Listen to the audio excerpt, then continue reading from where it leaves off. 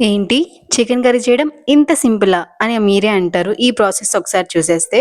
So, first అయితే pan పెట్టుకొని, ఒక టేబుల్ స్పూన్ ఆయిల్ వేసుకొని, కొంచెం జీలకర్ర, సన్నగా కట్ చేసుకున్న ఉల్లిపాయలు, కరివేపాకు వేసి గోల్డెన్ బ్రౌన్ వచ్చే వరకు ఫ్రై చేసుకోవాలి.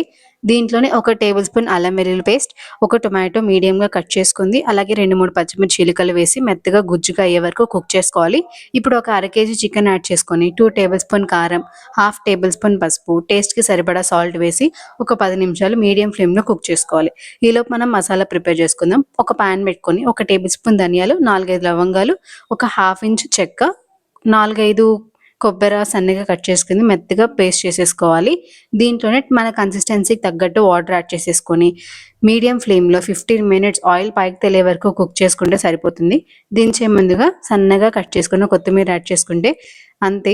ఎటువంటి హంగామా లేకుండా చాలా సింపుల్‌గా, క్విక్‌గా చికెన్ కర్రీ రెడీ అయిపోయింది. గుమగుమలాడుతూ ఎక్సలెంట్‌గా ఉంటుంది టేస్ట్ అయితే.